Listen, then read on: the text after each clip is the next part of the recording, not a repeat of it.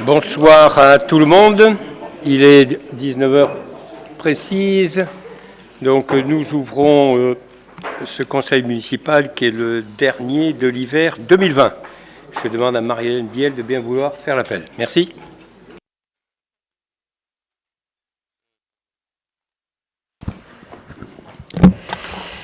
Bonsoir à tous. Bayon de Noyer Yves. Présent. Biel Marie-Hélène présente. Bresson Laurent. Présent. Mérigot Hélène. Gomez Eliane. Royer Christian. Présent. David Mathieu Christiane. Gay Patrick. Présent. Louis Olivier. Présent. Leclerc Jean-François. Tavernari Roland. Blanes Thierry. Villon Patrick. Vedel Chantal. Lecomte Florence. Gomez Lionel. Androujeski Reynaud Florence. Pereira Elisabeth. Rémi Laurent, représenté par Gomez Lionel. Bourdelin Sylvie. Schneider Estelle, un petit peu de retard, elle arrive. Bouillin Marine. Il n'est pas là, hein?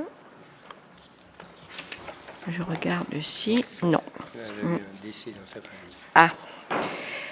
Piasecki Valérie, représenté par Yves Bayon de Noyer. Boris Digne.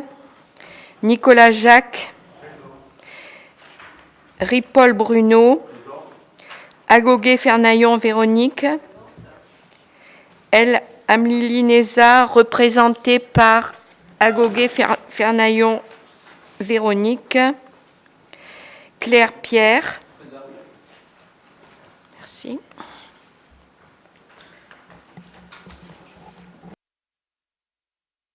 Très bien, merci de cet appel. Donc nous pouvons ouvrir ce conseil municipal.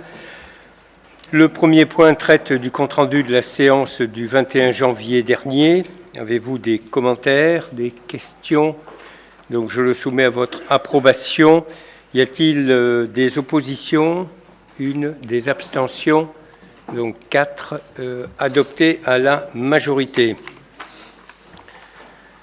Le premier point traite des communications des décisions du maire prises depuis ce 20 janvier dernier. Avez-vous des questions? Oui, madame. Bonsoir à tous. J'ai une question par rapport au marché de prestations de services numéro 4, numéro 5, numéro 6. Est-ce que ça concerne donc l'utilisation des locaux scolaires et hors des temps scolaires, pour l'utilisation par le relais assistante maternelle et l'association des majorettes, ainsi que le centre d'animation pour du tennis de table. Je voulais savoir comment ça a été vu avec les enseignants.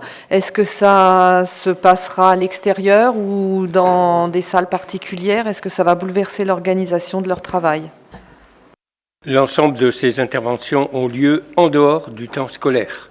Donc, bien évidemment, il y a eu un entretien avec les directions des écoles, mais aucune modification de l'enseignement ne sera apportée par l'utilisation de ces salles, que ce soit le centre d'animation ou les majorettes ou le RAM. Voilà. D'autres questions? Très bien. Je vous remercie. Donc, le premier point à l'ordre du jour, les avenants numéro 1 au lot 1 et 5 du marché des travaux d'aménagement du cœur de ville. Donc, vous savez que le projet cœur de ville est découpé en 3 tranches qui portent sur, d'une part, la tranche ferme, la place de l'église, rue de la République, rue Pierre-Goujon, rue Pasteur, rue Malmaillon, impasse des Roses et impasse des Églantines. Une seconde tranche dite optionnelle 1, place du marché, place du 8 mai et du 11 novembre, ainsi que la rue Pasteur. Et la tranche optionnelle 2, qui est la rue Gustave Roux. Donc, par délibération du 18 juillet 2019, nous avons attribué les marchés d'aménagement du cœur de ville qui ont été répartis en 5 lots. Donc, on les rappelle, le lot numéro 1 pour un montant de 1 072 056 €, au groupement constitué par Néo Travaux, 4M, Méreux BTP. Le lot numéro 2 pour un montant d'1 667 512 pour le groupement Agilis, Sol Provence et Urba TP. Le lot numéro 3, Plantation Mobilier, l'entreprise CMEV, pour un montant de 294 183 €. Le lot numéro 4, Serrurerie et Menuiserie, à l'entreprise Masfer, pour 334 590. Et enfin, le lot numéro 5, Éclairage, à l'entreprise Sobeca, pour un montant de 235 982 €, soit un total des marchés qui s'élève en hors-taxe à 3 604 326 €. Donc, au stade de l'avancement des travaux que nous connaissons, et donc de la tranche ferme, il est nécessaire de prévoir certaines modifications du marché. Tout d'abord, lors du lancement de l'appel d'offres de l'opération Cœur de Ville, il avait été convenu avec le syndicat d'électrification vauclusien qu'il serait en charge des travaux de génie civil en amont des travaux d'éclairage public. Par la suite, le dit syndicat a signalé que son budget pour l'année 2019 ne lui permettait pas de réaliser ces travaux pour cette période. Il s'agit d'une prestation complémentaire présentant un caractère indispensable à la réalisation et à la refonte de la totalité de l'éclairage public sur l'opération. Le montant des travaux supplémentaires correspondant donc à ce lot VRD s'élève à 26 964 000 € hors taxe. Deuxièmement, lors des études de conception, le bureau d'études avait transmis à la maîtrise d'ouvrage le plan des réseaux d'eau pluviale du centre-ville de la commune, ainsi que le diagnostic capacitaire associé. Sur le plan et l'étude associée, une conduite enterrée était repérée sur la totalité de la phase 2. Or, au démarrage de ces prestations, sur la phase 2, le lot numéro 1 a mis en évidence l'inexistence de ce réseau, repérage sur site et sondage. Au vu du caractère imprévisible de cette découverte, il était indispensable de procéder à la mise en œuvre d'un nouveau réseau des eaux pluviales sur ce secteur pour gestion et rejet des eaux de surface. Le coût de ces travaux s'élève à 18 423 € pour le lot numéro 1. Troisièmement, la requalification de la rue de la République, ayant pour objectif la création de continuités piétonnes généreuses. La reconfiguration de la rue ne pouvait maintenir en lieu et place actuelle certains regards d'eau usés existants pour implanter les nouveaux trottoirs. Aussi, compte tenu de cette incompatibilité identifiée en phase chantier, il a été proposé de déplacer ces regards. Le coût de ces travaux représente un montant de 4 375 € hors taxe. Quatrièmement, donc enfin, compte tenu des contraintes de chantier, des prestations supplémentaires doivent être réalisées pour le lot numéro 5, éclairage, jonction en résine, armoire de commande d'éclairage public en aluminium thermolaqué. De plus, la commune a souhaité intégrer au marché la pose d'une borne foraine encastrée, qui nous est apparue indispensable. L'ensemble représente une plus-value de 10 295 € hors taxe. Par ailleurs, certains modèles de luminaires appliques et encastrés de sol ont été modifiés de notre initiative et ils représentent une moins-value de 7 926 € hors taxe. Ces modifications entraînent donc les plus-values et moins-values qui sont listés ci-après pour les lots numéro 1 et les lots numéro 5. Les autres sont inchangés. Donc le lot numéro 1, c'est une plus-value de 49 762 €. Donc le montant de la tranche ferme du marché pour le lot 1 passe de 421 279 € à 471 041 €. Le lot numéro 5, éclairage. Travaux en plus-value, plus 10 295, comme je vous l'ai dit. Travaux en moins-value, moins 7 926. Le montant de l'avenant est à plus 2 368 €. Le montant de la tranche ferme du marché lot 5 passe de 93 294 à 95 663. Et enfin, prolongation des délais d'exécution, compte tenu de ce qui précède, mais également des aléas de chantier et des conditions météorologiques connues, octobre-novembre et aussi début décembre.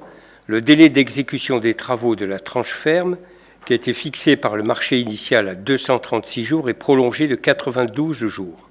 Le délai global d'exécution des travaux de la tranche ferme est ainsi porté à 328 jours, y compris la période de préparation de 56 jours. Toutes les autres clauses et conditions générales du marché initial demeurent inchangées et il convient d'en délibérer. Avez-vous des questions? Oui, Madame Agoguet.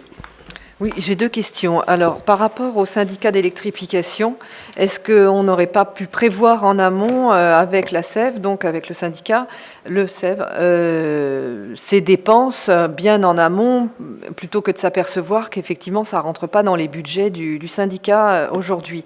Et la deuxième question, c'est de savoir les délais, donc quand est-ce qu'est prévue la livraison des travaux?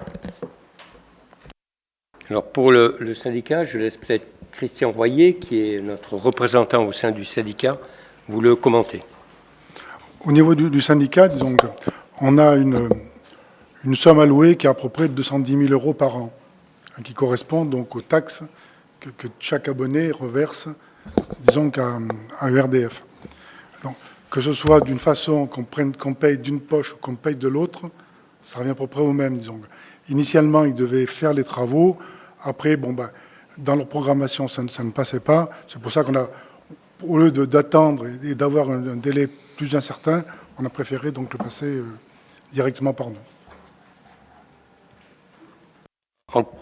Pour compléter peut-être ta réponse, on aurait pu prendre la décision d'affecter la totalité de ces travaux effectivement sous la responsabilité du syndicat, mais ça veut dire que le syndicat, par ailleurs, n'aurait pas fait d'autres travaux qu'il avait prévu de faire. Et donc, ça aurait été aussi au détriment. Et si on n'avait pas voulu que ça soit au détriment, il aurait fallu que ce soit nous qui les prenions. Donc, comme l'a dit Christian, ça revient au même, que ce soit d'un côté ou de l'autre. Les travaux qui sont urgents, on a intérêt à les faire nous, ou les prendre lorsque jamais c'est... Le syndicat, on maîtrise moins les délais parce qu'il y a les bureaux d'études, et puis c'est pratiquement toutes les communes du département.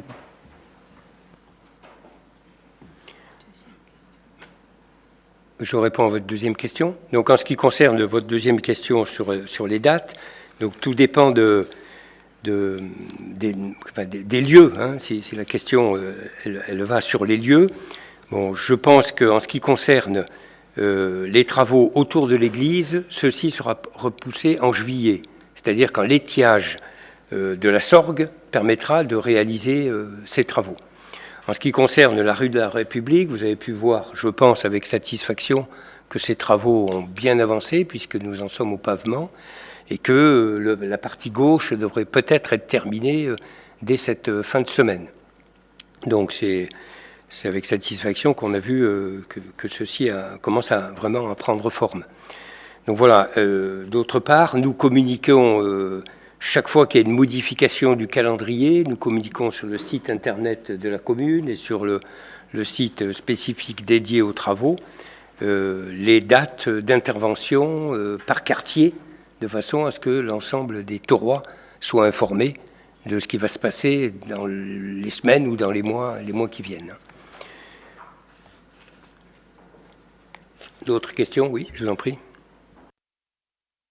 Oui, concernant les travaux et la priorisation des travaux d'électrification, quels étaient les autres travaux qui étaient prioritaires par rapport à la rue de la République, qui était un chantier d'ensemble et qui aurait nécessité une priorité? Les travaux où le syndicat a fait les études. Parce qu'avant de faire des travaux, il faut que les études soient faites. Donc c'est tributaire des bureaux d'études du syndicat.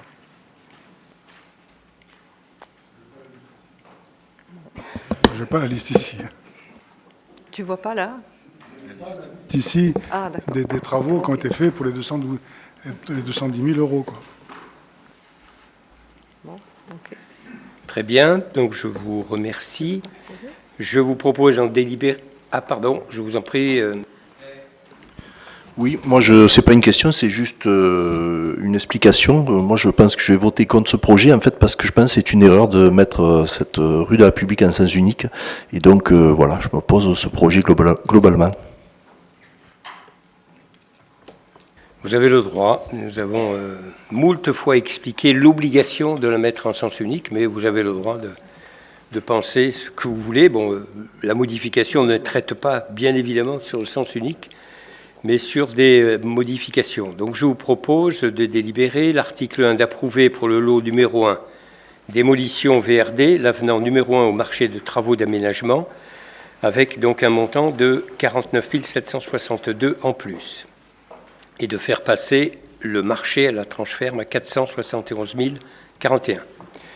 Deuxièmement, l'article 2 d'approuver le lot numéro 5, éclairage, avec un avenant numéro 1 au marché de travaux d'aménagement du cœur de ville, avec un montant de l'avenant à plus 2 368 €. Donc pour tous les lots, le délai d'exécution des travaux de la tranche ferme fixé par le marché initial à 236 jours est prolongé de 92 jours. Le délai global d'exécution des travaux de la tranche ferme est ainsi porté à 328 jours, y compris le temps de préparation de 56 jours. Et on précise que toutes les autres clauses et conditions générales du marché initial sont inchangées, et d'autoriser le maire ou son représentant à signer ces avenants et tous les documents s'y reportant. Donc y a-t-il des oppositions? Donc 2, 3, 4 oppositions. Y a-t-il des abstentions? Donc approuvé à la majorité. Merci. Le troisième délibération est une cession d'une bande de terrain de 296 mètres carrés à la SCIC Accédia, chemin de la Grange. Christian, tu as la parole. Merci. Bonsoir. La commune est propriétaire d'une parcelle cadastrée BA 142, correspondant au cimetière La Grange, chemin de la Grange. À l'extérieur du mur d'enceinte ouest, une bande de 269 mètres carrés est rattachée à cette parcelle. Parcelle que l'on voit sur le plan. C'est cette bande ici, disons. Celle-ci n'est pas considérée comme faisant partie du domaine public de la commune, étant donné qu'il existe une limite physique, le mur du cimetière, entre cette bande et le cimetière, et qu'elle n'est pas affectée à l'usage du public. Les parcelles cadastrées section BA 141 et 294, qui jouxtent cette bande de terrain, ont fait l'objet d'un permis d'aménager, numéro 084 132 17 S 001, dont le dernier modificatif a été accordé le 7 novembre 2018 à Accédia. Ce projet consiste en la division du terrain en 6 lots, dont 5 sont destinés à recevoir de l'habitat individuel proposé à l'acquisition, qui sont en cours de construction, et des logements locatifs sociaux pour le dernier lot. Accédia souhaiterait acquérir cette bande de 269 mètres carrés afin d'agrandir la superficie du lot numéro 6, qui est insuffisant pour la réalisation de logements locatifs sociaux. De plus, d'après le règlement du permis d'aménager, les opérations de plus de 500 mètres carrés de surface de plancher doivent comporter un espace vert collectif représentant au moins 15% de la surface totale de l'opération. Ainsi, l'augmentation de la surface du terrain d'assiette de l'opération entraîne, de fait, l'augmentation du pourcentage d'espace vert minimum requis. Ainsi, cette acquisition permettra de donner plus d'aisance aux lots et aux espaces verts du lotissement. Dans son avis en date du 24 juillet 2019, le pôle d'évaluation domaniale, enfin l'ex-domaine, disons, a estimé la valeur de ce terrain à 1 200 €. Cette cession est consentie au prix de 1 200 €. Les frais de notaire inhérents à cette opération seront pris en charge par l'acquéreur. Les frais de géomètre seront pris en charge par la commune. Il convient que le conseil municipal se prononce sur cette vente et autorise monsieur le maire ou monsieur l'adjoint délégué aux affaires foncières à signer les pièces nécessaires à cette opération. Merci. Y a-t-il des questions? Oui, je vous en prie. Oui, Comment ça se fait que le permis de construire a été délivré en 2018, enfin la dernière modification ou même le projet initial, alors qu'il n'y avait pas assez de terrain pour faire ce dernier lot et que ça ne répondait pas aux recommandations aux recommandations plus que ça, du PLU? Il s'agit du permis d'aménager, pas du permis de construire. Pourquoi le permis d'aménager a été délivré? Il y a un permis d'aménager qui divisait en X lots, en 6 lots, et c'est le permis de construire du dernier lot qui ne passait pas. Parce que ça a été, le permis de construire a été donné lot par lot, c'est ça? Construire, il y aura 6 permis de construire, alors qu'il y a un permis d'aménager. Les particuliers qui ont acquis les lots, qui vont déposer les permis de construire, mais comme c'est un permis d'aménager global, les règles du PLU s'appliquent sur la globalité. Voilà. Donc, s'il n'y a pas d'autres questions, je vous propose d'en délibérer, de décider de céder à la SCIC Accédia une bande de terrain détachée de la parcelle cadastrée BA 142 de 269 m², le long du mur d'enceinte du cimetière pour un montant de 1 200 €. Dit que les frais de notaire sont à la charge de l'acquéreur, que les frais de géomètre sont à la charge de la commune, et d'autoriser le maire ou l'adjoint délégué aux affaires foncières à signer les documents. Y a-t-il des oppositions, des abstentions? Donc, merci, adopté à l'unanimité. La délibération suivante est l'acquisition par la commune d'une partie de la parcelle section AC 857, lieu dit La Ferraille. Donc, la commune a acquis le 29 avril dernier, 2019, la parcelle cadastrée AC 856 suite à la délibération 18098 afin d'y aménager une aire de stationnement à proximité immédiate du centre-ville. Donc, monsieur et madame Arnaud, qui sont propriétaires de la parcelle située au nord de celle-ci, cadastrée AC 857, accessible depuis le cours Gambetta. Cette parcelle est située en zone urbaine du plan local d'urbanisme. Vous voyez la photo sur l'écran. Monsieur et madame Arnaud ont sollicité la commune afin qu'elle acquiert la partie triangulaire du terrain, donc ce qu'on appelle le terrain B, d'environ 88 m² au sud de leur mur de clôture afin de permettre une séparation plus esthétique, c'est-à-dire à angle droit, entre les deux parcelles et de créer ainsi une surface végétalisée côté parking. Cette acquisition permettrait de répondre favorablement à leurs souhaits tout en garantissant un aménagement paysager aux abords du château inscrit à l'inventaire supplémentaire des monuments historiques. Cette acquisition est consentie pour le prix de 12 500 €, c'est-à-dire le même prix que du mètre carré qui avait été estimé pour le terrain que nous avons acquis. Les frais de géomètre et de notaire restent à la charge de la commune. Il convient que le conseil municipal se prononce sur cette acquisition et autorise le maire ou l'adjoint délégué à signer l'ensemble des pièces. Avez-vous des questions? Oui, madame Agouguet. Oui, on était déjà contre l'achat du terrain qui a été estimé d'après les domaines au prix du terrain à bâtir, donc très cher, sans tenir compte de l'avis de l'architecte des bâtiments de France qui diminuait la constructibilité de ce site. De plus, c'est pour faire un parking en zone U.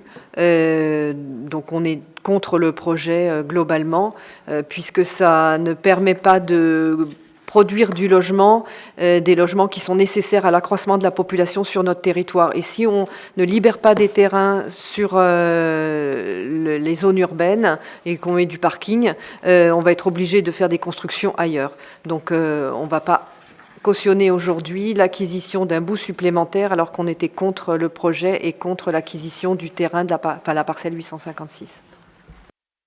Je vous laisse votre avis. Néanmoins, je précise que l'architecte des bâtiments de France a été consulté et qu'il a été consulté pour des constructions sur ce terrain et qu'il a refusé. Donc, ce que vous venez de dire est en totale contradiction avec la réalité. Donc, il ne souhaitait pas que des constructions pour des logements, notamment collectifs, puissent être accueillies sur ce terrain. En revanche, le fait de pouvoir y installer un parking privatif, et dont les travaux ont d'ailleurs démarré cette semaine, il y était tout à fait favorable. Et il nous l'a fait savoir. Justement, le prix qui a été évalué au prix du terrain constructible, une constructibilité qui est diminuée par l'avis de l'architecte des Bâtiments de France. Donc, le prix est trop élevé pour y faire du stationnement, c'est tout. De nouveau, c'est une mauvaise information que vous avez, parce que les terrains constructibles dans ce secteur dépassent les 200 € du mètre carré. Ce n'est pas du tout, mais du tout, le prix que nous avons payé. Donc c'est bien loin d'être une estimation pour de la construction, puisque les domaines ont été informés que le projet de la commune était d'y réaliser un parking et non pas des constructions, comme l'avait demandé l'architecte des Bâtiments de France. Donc tout ça est cohérent, se tient et est juste. Voilà. Après, vous avez le droit d'être contre un parking qui permettrait de sortir les véhicules du centre-ville, mais ça c'est votre droit le plus absolu, hein.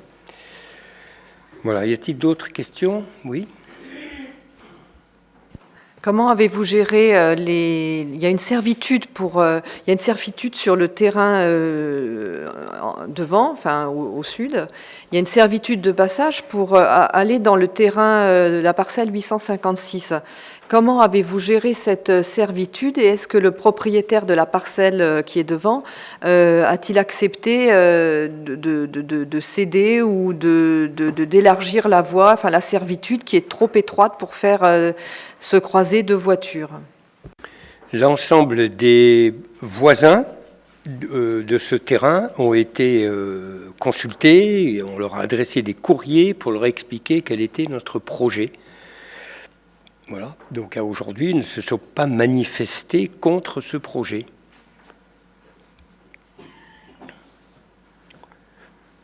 Très bien. Donc je vous propose d'en délibérer, d'acquérir environ, on dit bien environ puisqu'il y aura des opérations des géomètres qui vont être réalisées, 88 mètres carrés de la parcelle cadastrée AN 857, accessible par le cours Gambetta pour la somme de 12 500 €.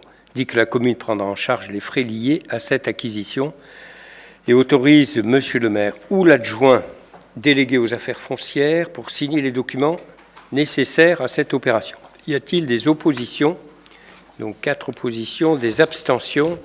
Donc merci, adopté à la majorité.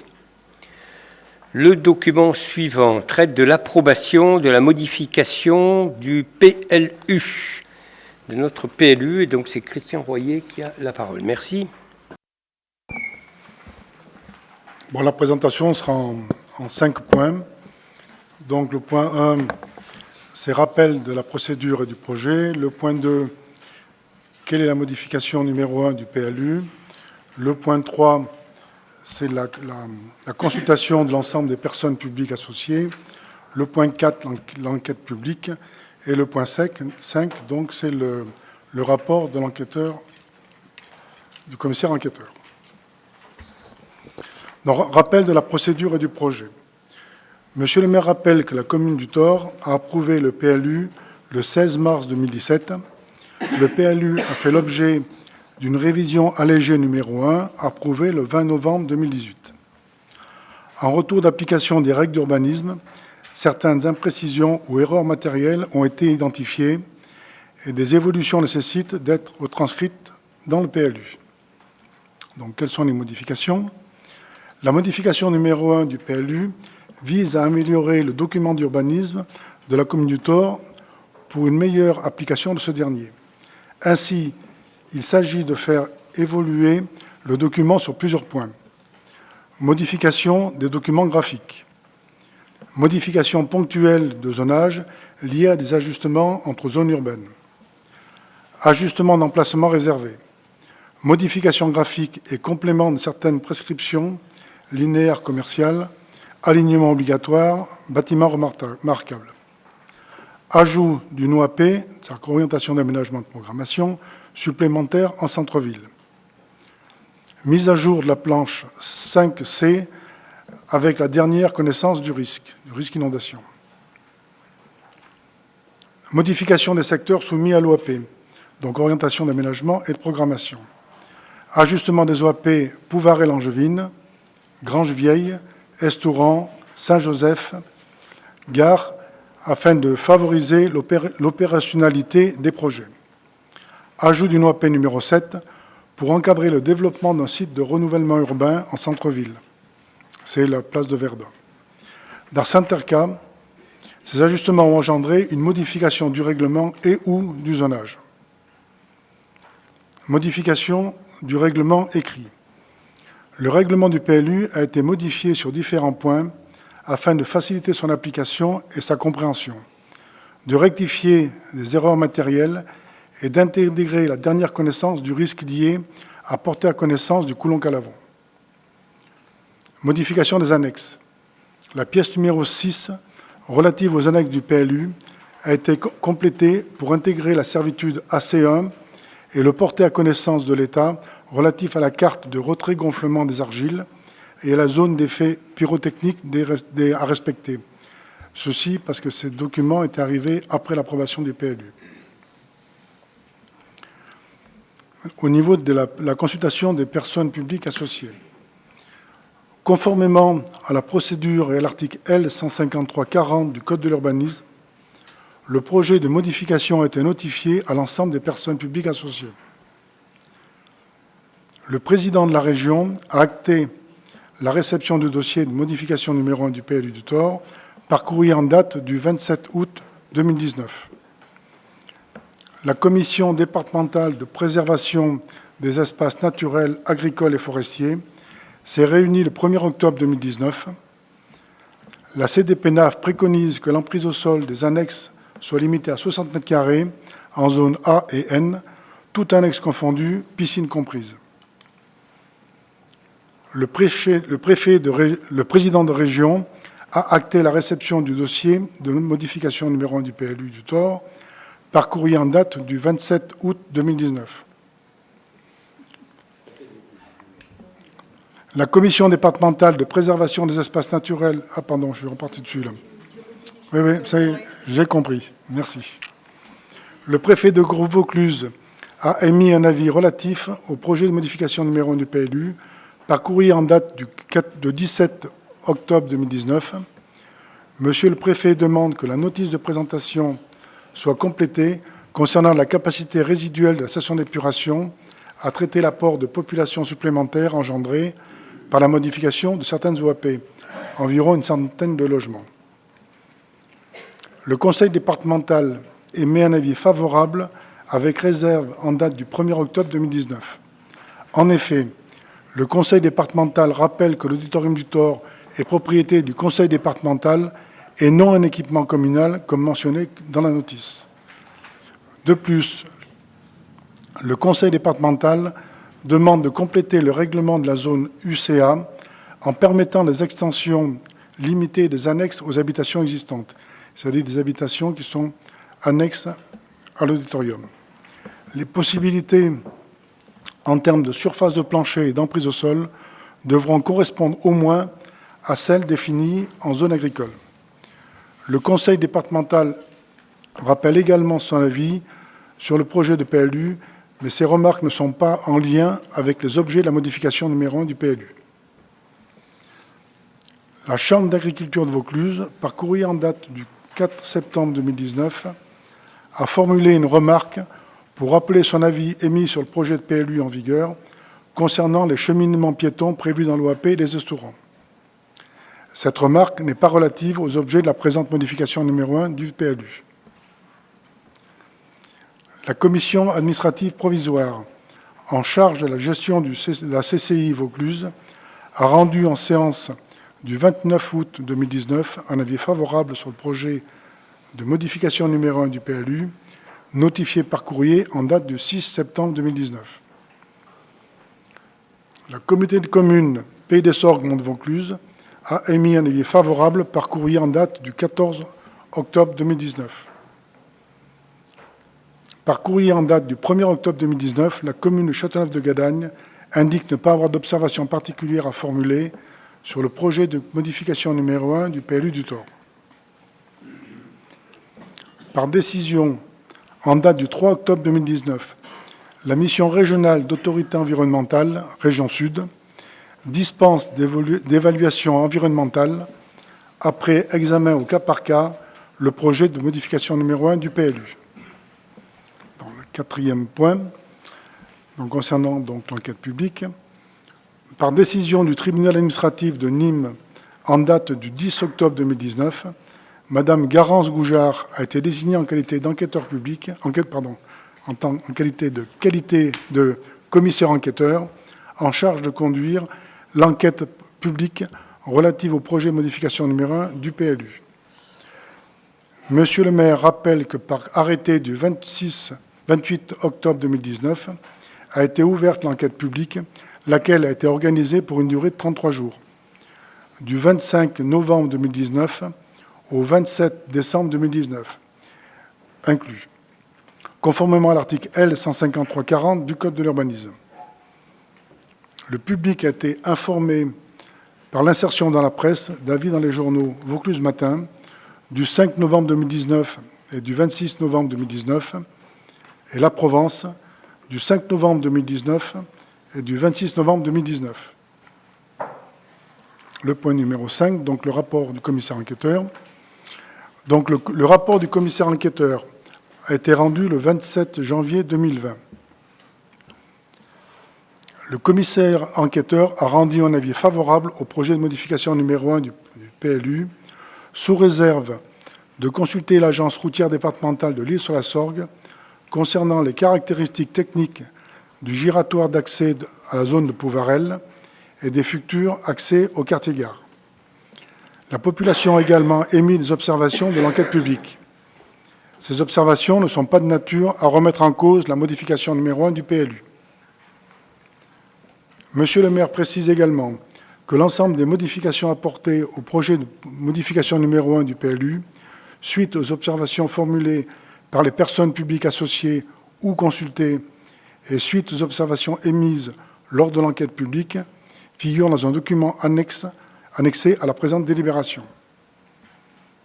Conformément à l'article L. 153-43 du Code de l'urbanisme, à l'issue de l'enquête publique, le projet éventuellement modifié pour tenir compte des avis qui ont été joints au dossier, des observations du public et du rapport du commissaire enquêteur est approuvé par délibération du conseil municipal. Le projet de modification numéro 1 du PLU, tel qu'il est présenté au conseil municipal, est prêt à être approuvé conformément à l'article L. 153-43 du Code de l'urbanisme. Le dossier transmis aux membres du conseil municipal est composé des pièces suivantes. 1. La notice de présentation de la modification numéro 1 du PLU. 2. Les orientations d'aménagement et de programmation, modification numéro 1. 3. Le règlement, modification numéro 1. 4. Les documents graphiques associés. Il y en a 3. 5A. Planche globale, modification numéro 1. 5B, zoom, centre, modification. 5C, planche, risque, inondation, modification numéro 1. Et les annexes modifiées. La servitude d'utilité publique, modification numéro 1, dont plan, liste et fiche technique. Les annexes à titre indicatif de la modification numéro 1, retrait, gonflement des argiles et zone d'effet pyrotechnique. Je vous prie de bien vouloir en délibérer. Merci de cette présentation. Avez-vous des questions avant qu'on vote? Oui, Madame Agoguet. Oui, je note dans les modifications apportées dans le règlement, par exemple, vous autorisez maintenant des clôtures. Sur les clôtures, il est autorisé des grilles occultantes, alors que c'était des grillages qui étaient préconisés pour laisser passer l'eau en cas d'intempérie. Alors, c'est pas vrai au niveau des parcelles qui sont au bord de l'eau, mais en tout cas, sur les autres, vous autorisez désormais des grilles occultantes. Je trouve ça dommage parce que ça permet pas de laisser passer l'eau si toutefois ça devait monter. Et en outre, dans certains endroits, ça peut faire des îlots de chaleur. Donc, c'était pas souhaitable de le modifier. Si tu veux que je te dise toutes les questions, l'une après l'autre? Ok, vas-y. Non, les grilles occultantes, c'est pour certains points, parce que de toute façon, ils s'en créent. Donc ce qui est interdit, ce sont les murs en béton, mais ce qui est autorisé très souvent, ce sont des soubassements, mais avec des passages d'eau, justement, en cas d'inondation. C'est pas tout à fait la même chose. Mais il y a toujours des passages d'eau qui sont obligatoires. Ben, ça apparaît pas dans le règlement, en tout cas. Mais et concernant les grilles occultantes, je suppose que c'est des grilles en tôle, en fer, qui, dans des petites parcelles, peuvent générer des îlots de chaleur. Il y en a une, par exemple, où il y avait des problèmes, c'est en face du collège, parce que les personnes qui habitaient, ils préféraient être occultés plutôt que de recevoir n'importe quoi. Pas une généralité, quoi. Ben là, de fait, t'en fais une généralité, du coup. Pas de partout. Ok, j'ai d'autres questions. Je peux. Concernant le nombre de logements sociaux attribués dans les opérations d'ensemble, la phrase, enfin le terme surface de plancher a été remplacé par logement. Est-ce qu'il y a pu y avoir une évaluation de l'impact de cette modification? Est-ce que ça va obérer le nombre de logements sociaux qui seront créés dans le cadre des opérations d'ensemble? Le nombre de logements sociaux, non. Parce que, donc, ça permet d'avoir, parce que une opération, il faut également que financièrement, elle puisse se boucler. Donc s'il y avait de trop grands logements, ça posait problème avec les espaces, les surfaces de plancher. Et en fin de compte, c'était par erreur que ça a été marqué, alors que dans l'esprit, c'était le nombre en pourcentage de logements. C'est pour rectifier une erreur au niveau du PLU. Ça va même faciliter, parce qu'avant, ça créait une obligation de surface de plancher en plus d'un nombre de logements. Et donc, ça voulait dire que ça créait une contrainte de trop grande capacité de logement. Donc je pense que c'est plutôt dans un sens favorable. Certaines opérations étaient bloquées, disons. Opérations de logements sociaux, s'entend. Et enfin, j'ai une dernière question qui concerne la tolérance sur l'installation de piscines en zone naturelle par rapport aux limites séparatives. Quand il n'y a pas assez de place, on peut tolérer. Enfin, voilà, exactement quelle est l'orientation de cette mesure? Il y avait quand même pas mal de demandes donc, en zone agricole pour les piscines qui pouvaient bloquer s'il existait déjà une annexe. Alors qu'une piscine, ce ne sera pas un logement, dans tous les cas de figure, alors qu'une annexe peut le devenir. Et puis également, les piscines sont taxables.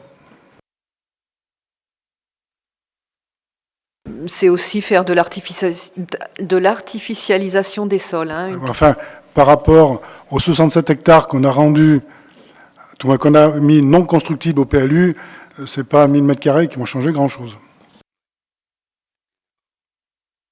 Oui, Pierre Clair. Oui, ça change peut-être pas grand-chose en surface. Par contre, ça augmente le coût des bâtiments et le monde agricole, pour se payer après un bâtiment avec piscine, je pense que c'est un peu plus difficile. Mais bon. Moi, j'avais une question sur la modification liée à des logements supplémentaires raccordés à la station d'épuration.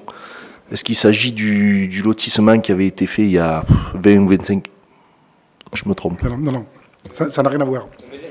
Oui, pardon. Oui.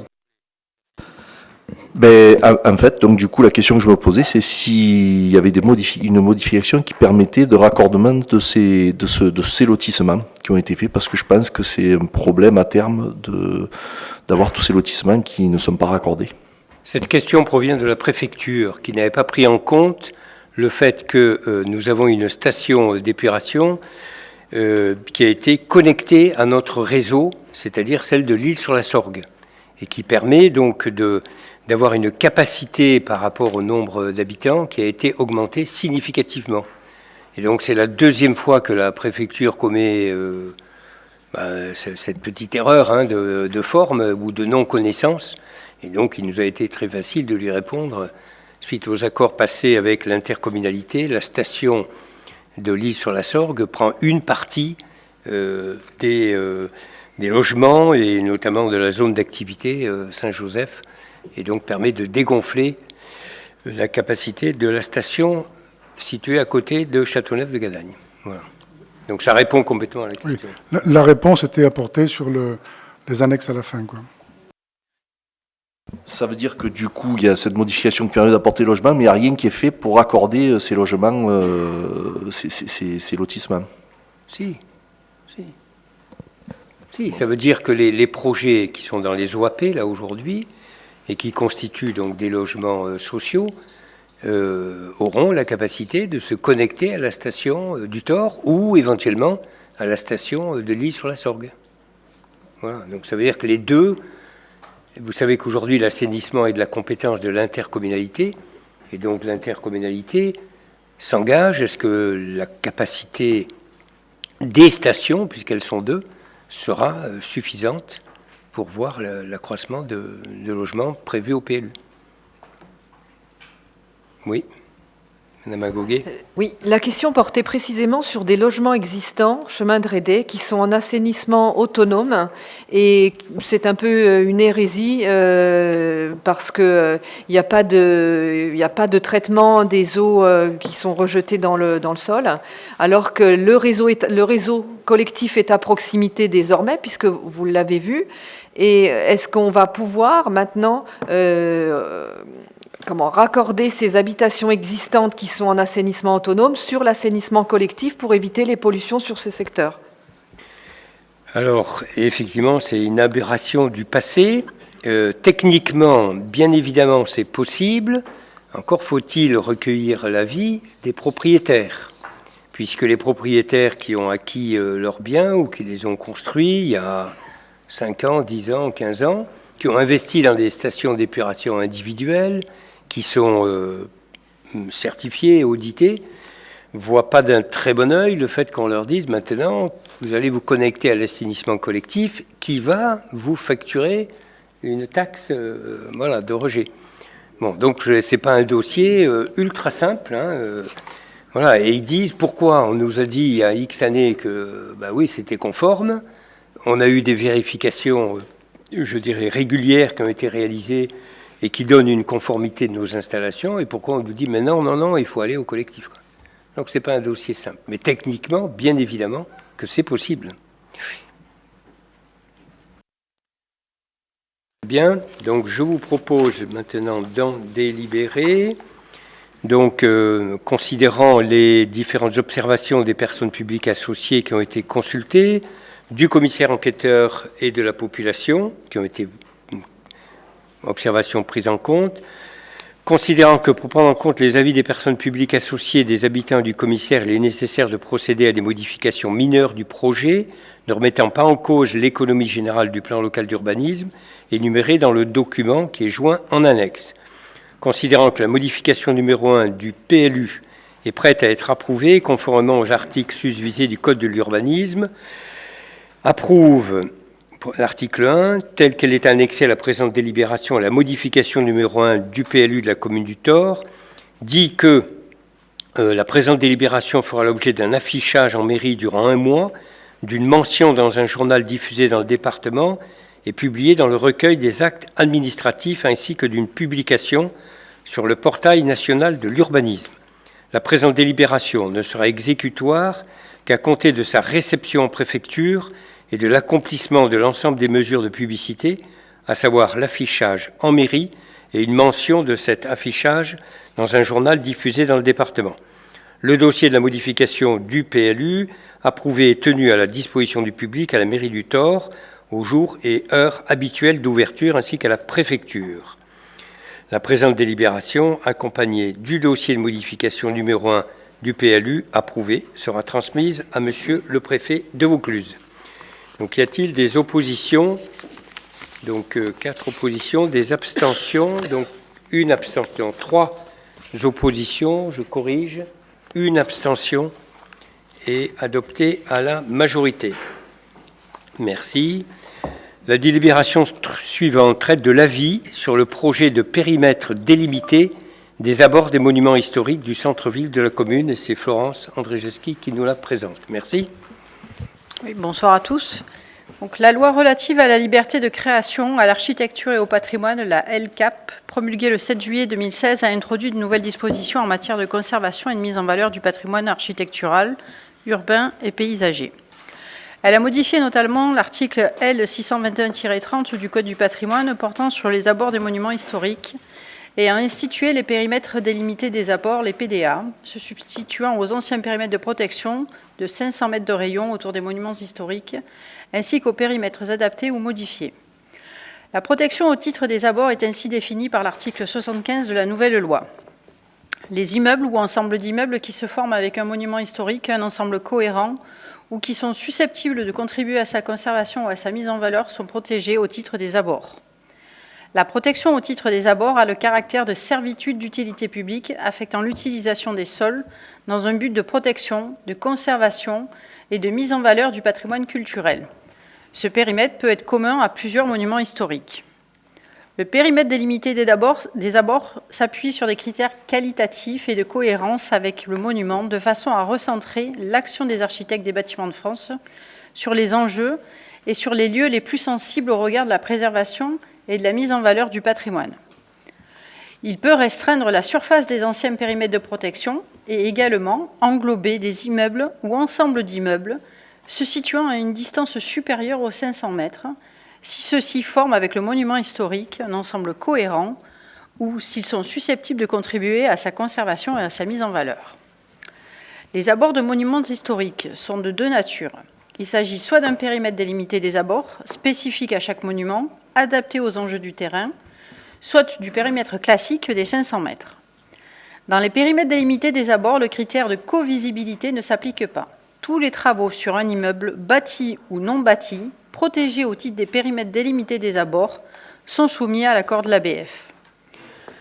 Dans le périmètre des 500 mètres autour d'un monument historique, les travaux sur un immeuble bâti ou non bâti sont soumis à l'accord de l'ABF lorsque cet immeuble est situé dans le champ de visibilité du monument historique, ce qu'on appelle la covisibilité.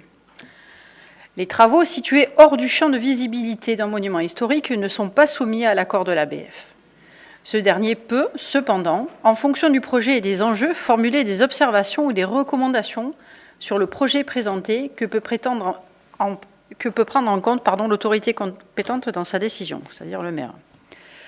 La délimitation des abords des monuments historiques a une incidence directe sur l'application des dispositions du Code de l'urbanisme, notamment en matière de construction, d'aménagement et démolition. Notamment, elle détermine le choix et la nécessité de certaines autorisations d'urbanisme. La procédure de création du périmètre délimité des abords peut être concomitante à une procédure d'élaboration, de révision ou de modification du document d'urbanisme ou être réalisée indépendamment. La procédure d'élaboration des PDA prévoit les étapes suivantes. Donc, c'est les articles du Code du patrimoine.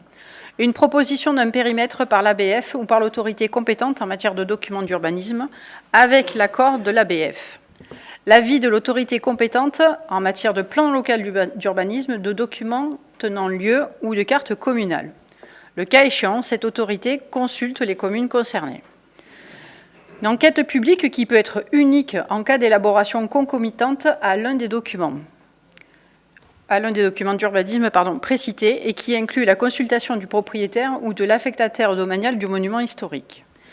L'accord de l'autorité compétente en matière de documents d'urbanisme. La création par décision du préfet de région et l'annexion aux documents d'urbanisme. Une fois la servitude modifiée, la protection au titre des abords s'appliquera à tout immeuble bâti ou non bâti situé dans le périmètre délimité. Qu'il y ait visibilité ou non par rapport au monument historique, l'accord de l'ABF sera requis.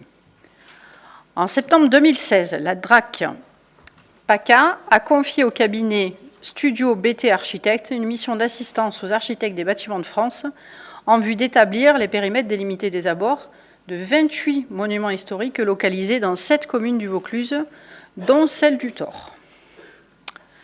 L'architecte des bâtiments de France a transmis à la commune l'étude réalisée par le studio BT Architectes en janvier 2020. Enfin, c'est la transmission qui date de janvier 2020. Établissant le projet de périmètre délimité des abords des monuments historiques du centre-ville du Thor et qui a été annexé et qui vous est projeté actuellement à l'écran. Celui-ci est délimité autour des monuments historiques suivants. L'église paroissiale Notre-Dame-du-Lac, qui est un monument classé sur la liste de 1840.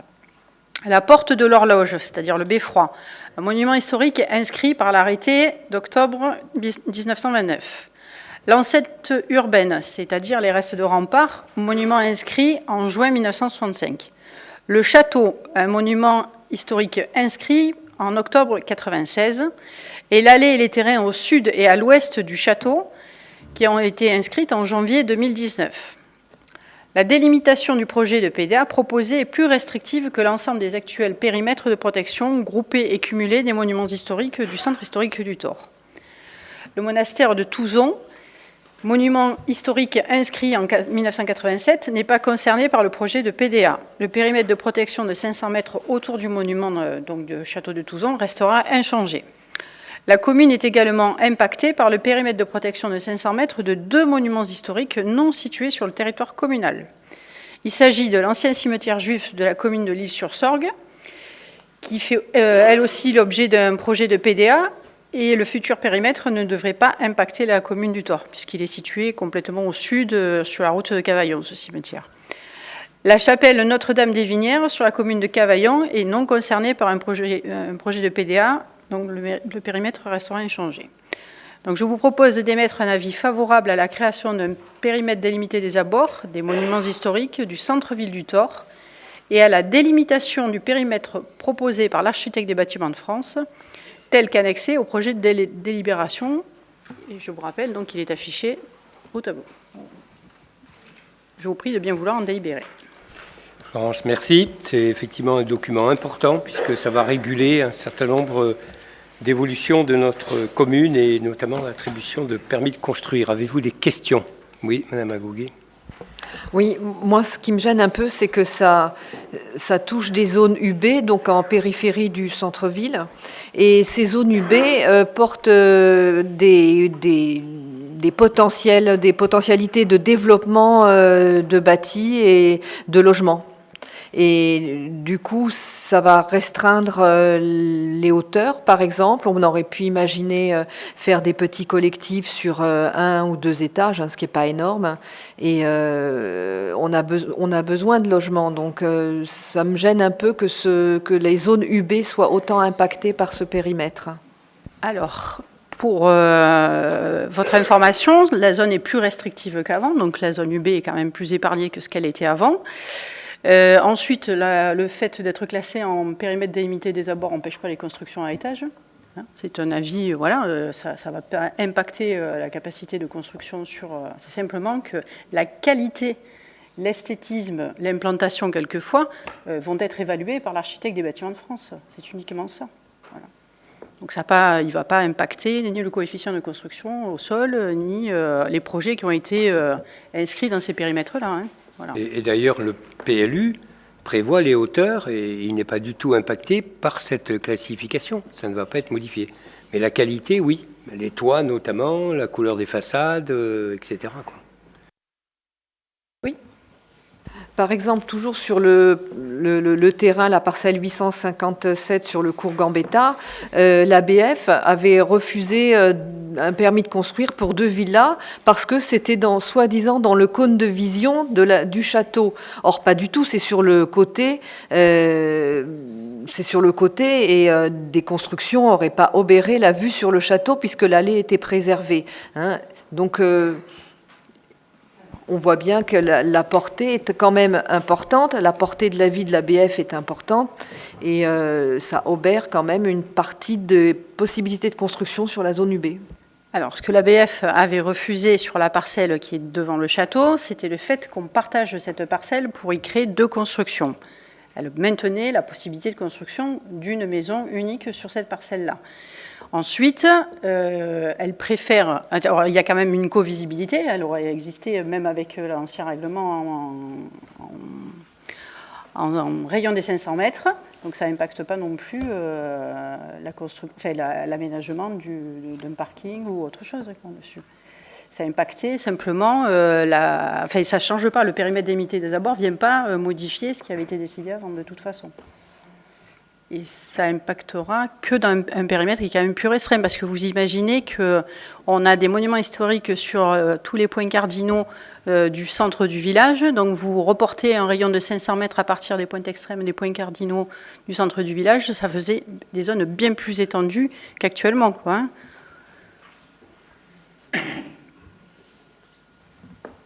Oui, Pierre Clair. Je suis désolé, moi c'est pas ce que je comprends. C'est-à-dire pour moi c'est une restriction sur cette zone-là où il y a obligation, même s'il n'y a pas de visibilité, mais ça n'enlève pas la limite des 500 mètres où s'il y a visibilité, il y a quand même besoin d'un avis de l'ABF. Non, alors il n'y a plus de périmètre. Voilà, il n'y a plus de périmètre des 500 mètres dans cette zone-là. C'est-à-dire qu'à partir de l'église, on ne recule pas de 500 mètres. Alors c'est pas ce que je comprends, moi, mais. Non, c'est bien pour ça que le PDA vient se substituer à la règle des 500 mètres. Et ensuite, elle est maintenue que sur Touzon. Je suis surpris, mais c'est pas ce que je comprends, mais c'est pas grave. Je suis surpris aussi, par contre, pourquoi ce découpage à la parcelle là au sud, où on dirait qu'il y a des parcelles qui ont été enlevées, mises, il y en a 2 ou 3 qui sont entourées par le reste, alors où je lis mal, pareil, sur le plan, d'où vient ce découpage à la parcelle? On dirait qu'on a mis certaines parcelles dedans, pas d'autres, et pourquoi ces choix-là? Alors, c'est pas nous qui avons fait la proposition, hein, c'est bien l'architecte des bâtiments de France au travers du cabinet BT Architecture. Ce sont des architectes du patrimoine qui ont fait les propositions de limite du PDA. Et ensuite, il n'y a pas un découpage à la parcelle, c'est une considération par rapport au passage et à la fréquentation des rues et des cours principaux qui rentrent sur le centre-ville et à proximité des monuments historiques. Donc c'est la perception qu'ils en ont. Ensuite, ils complètent, voilà. Donc il y a des tracés, donc je pense qu'il y a l'OAP qui est entièrement dedans, puisque de toute façon, ils ne peuvent pas découper la parcelle. C'est simplement ça, c'est des affaires de propriété foncière après, hein. Ils ne font pas du découpage de parcelles. Alors, je suis désolé, mais entre Chemin Vieux et Gambetta, je ne comprends pas pourquoi... Parce qu'il s'attache essentiellement à la façade qui est exposée sur le cours Gambetta. Voilà. Alors que le rayon des 500 mètres, avant, allait couvrir la totalité jusqu'à la voie de chemin de fer, quasiment, quoi. Parce que je vous rappelle qu'avec le nouveau classement que les propriétaires du château ont obtenu, on recule au sud de 500 mètres le classement. Donc on dépasse la voie de chemin de fer, hein, quand même, hein. Et là, l'avis de l'architecte est obligatoire à chaque fois, donc de l'ABF. Ça veut dire que s'il n'y a pas de passage, on s'en fiche, on peut faire n'importe quoi sur ces parcelles? Non, ça ne veut pas dire ça. Ça veut dire que ce sont des voies qui ne sont pas forcément empruntées en direction des monuments historiques, quoi. Donc ça, c'est une perception architecturale et de fréquentation de certains axes.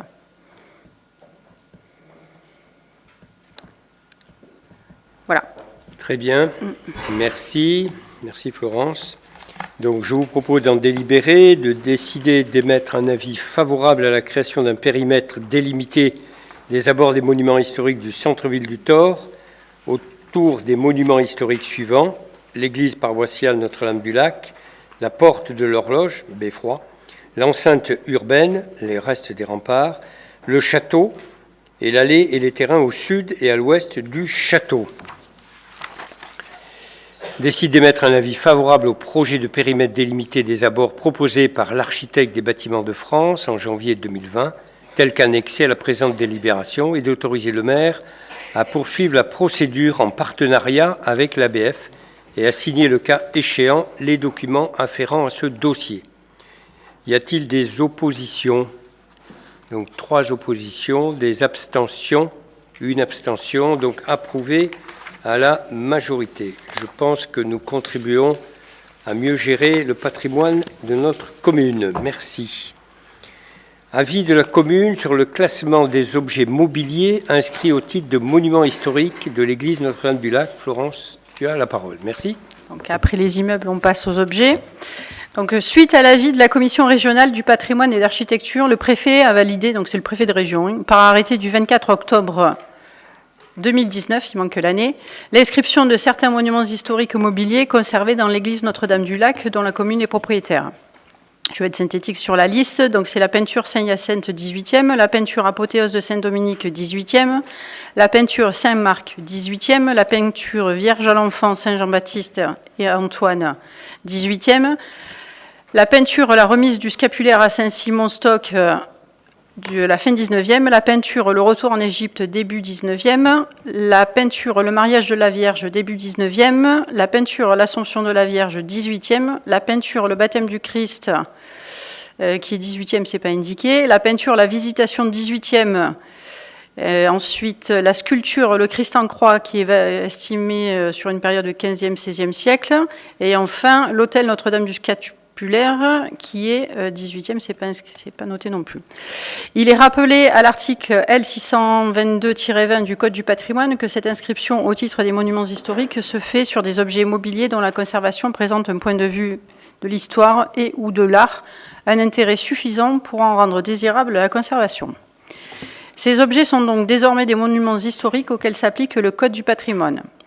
Ils sont soumis à une réglementation particulière au titre de leur protection, à savoir, ils sont imprescriptibles.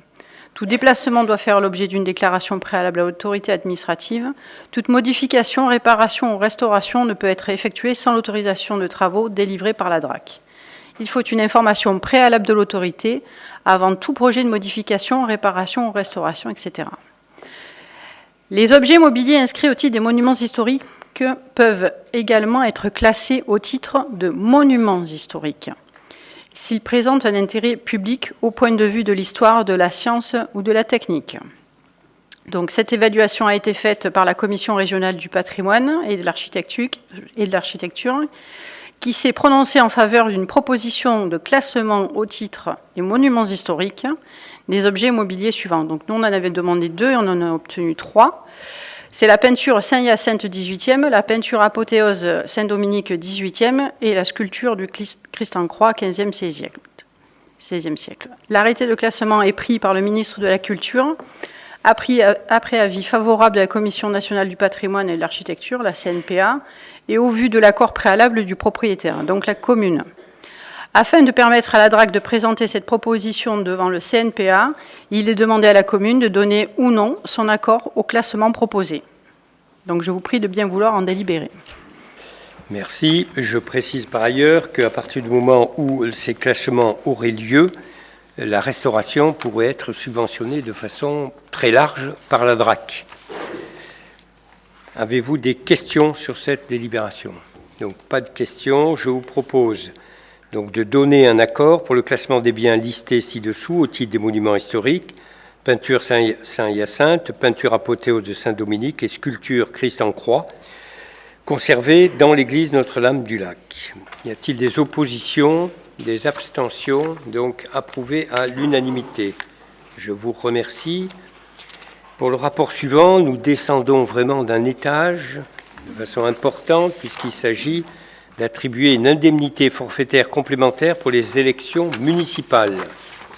Donc, comme vous le savez, pour les élections municipales, les agents de la collectivité sont réquisitionnés et les catégories C et B, oui c'est ça, bénéficient d'heures supplémentaires. En revanche, ceux qui sont réquisitionnés ou qui se portent volontaires, qui sont de catégorie A, ne peuvent pas percevoir des indemnités horaires pour travaux supplémentaires. Donc, il convient pour ceux-ci, pour qu'ils soient dédommagés, de fixer les conditions d'octroi d'une indemnité complémentaire. Cette indemnité est calculée sur la base d'un crédit global et d'un taux individuel maximum, calculé par référence à la valeur moyenne de l'indemnité forfaitaire pour travaux supplémentaires. Pour les élections politiques, le crédit global est fixé à 1/12 du taux moyen annuel d'IFTS, 1092,80 €, qui est multiplié par le nombre de bénéficiaires remplissant les conditions d'octroi, soit pour les élections de notre commune, un agent. Compte tenu de la charge de travail lissée à ces élections et du taux moyen d'IFTS, je vous propose d'appliquer, comme ça avait été fait par le passé, un coefficient individuel de 3,85, soit 1092, que divisé par 12, par 3,85 égale 350,61 € par agent pour ce scrutin de 2 tours, soit une enveloppe globale, s'il y avait 2 tours, de 701,22 €. Y a-t-il des questions? Merci. Y a-t-il des oppositions, des abstentions? Donc approuvé à l'unanimité. Merci. La délibération suivante traite de la location de la salle des fêtes, sur lesquelles il a été prévu d'inclure les modifications de la salle pour l'adoption du règlement intérieur. Eliane, tu as la parole. Merci. Merci. Donc, la salle des fêtes est une structure municipale principalement utilisée par les associations tauroises et les associations à caractère départemental ou régional pour l'organisation d'événements. Elle peut être aussi louée aux sociétés, coopératives et syndicats taurois, aux établissements publics ou collectivités publiques, aux services municipaux, aux particuliers, aux candidats d'élections politiques. La mise à disposition de cette salle est conditionnée par la signature d'une convention définissant les modalités pratiques d'utilisation. Suite à des travaux d'aménagement intérieur et des améliorations apportées au bâtiment courant 2019, il convient de réactualiser la convention afin d'intégrer ces améliorations et de définir les nouvelles modalités de prêt de la salle, avec une convention type applicable quel que soit l'utilisateur, du matériel supplémentaire mis à disposition, réfrigérateur, congélateur, bar avec espace de rangement, des toilettes neuves et accessibilité à tous, de nouveaux espaces de rangement du matériel, tables et chaises. Parallèlement, et pour intégrer toutes ces nouveautés et définir les conditions d'utilisation, de sécurité et de responsabilité à tous les utilisateurs, y compris le public accueilli, le service en charge des réservations a mis en place un règlement intérieur. Ce règlement permettra de rappeler à l'ensemble des usagers les règles élémentaires d'utilisation de la structure. Sera remis à chaque utilisateur et affiché dans la salle des fêtes de manière à permettre sa lecture par tous. Je vous prie de bien vouloir en délibérer. Merci. Y a-t-il des questions? Donc, je vous propose d'en délibérer, d'approuver le nouveau modèle type de la convention d'utilisation de la salle des fêtes, qui est annexé, d'adopter l'ensemble des dispositions contenues dans le règlement intérieur, d'autoriser le maire à signer ce règlement et le rendre applicable dès sa publication. Précise que ce règlement sera remis à chaque utilisateur afin qu'il en prenne connaissance et sera affiché sur le tableau dédié à cet usage dans la salle des fêtes. Y a-t-il des oppositions, des abstentions? Donc approuvé à l'unanimité. Merci. La délibération suivante, toujours Eliane, c'est la convention annuelle avec l'association Ambiance Tauroise. Oui. Donc, la commune a inscrit au titre de ses objectifs une dynamique d'animation de la ville, impulsée en lien avec les taurois, les associations locales et le tourisme. L'association Ambiance Tauroise, comité des fêtes du Taure, participe à cet objectif et répond aux critères de l'intérêt général et local. Dans la convention 2018-2019, qui avait été signée, Ambiance Tauroise s'engageait à organiser les manifestations suivantes: concours de chant, fête de la musique, fête nationale, festival de la Sorgue sur le Taure, fête votive et ses animations liées aux fêtes de fin d'année. Les bilans quantitatifs et qualitatifs de ces diverses animations ont été positifs. Par ailleurs, en 2019, l'association a initié une nouvelle manifestation nommée Thé dansant, qui correspondait davantage à l'attente du public taurois et a remplacé le concours de chant. Après accord de la mairie, ce bal, qui a eu lieu en mars dans la salle des fêtes, a rencontré également un vif succès. Au vu de ces éléments, la commune est favorable à la mise en place d'une nouvelle convention pour l'année 2020, qui précisera les relations en termes de financement et les moyens matériels. Lors du vote du budget primitif 2020 par le conseil municipal, il a été prévu une enveloppe pour les subventions dédiées aux associations tauroises. Il est donc proposé une subvention de fonctionnement pour réaliser le projet de l'année 2020 de l'association de 27 648 €. Le projet et le budget prévisionnel sont détaillés dans la convention. Là, c'est annuel, normalement, c'est que 2020. Il y a une faute, il est marqué 2021, mais non. Jointe en annexe. De plus, Ambiance Tauroise continue de prendre en charge l'organisation du Festival de la Sorgue sur la ville.